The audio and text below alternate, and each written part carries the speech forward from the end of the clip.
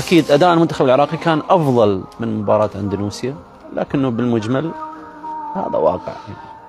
الجماهير العراقية يعني لازم تتقبلون، ترى هذا واقع. يعني صار لنا سنتين ترى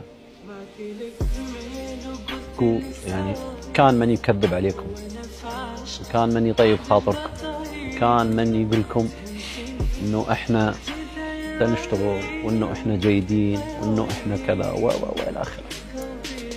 اللي صار مدرب كان غير جيد في الفترة السابقة، هو اللي دخل الفريق في دوامة، والإصرار أن المدرب يكون موجود، تجديد العقد معاه دخل العراق والجماهير العراقية كذلك بدوامة.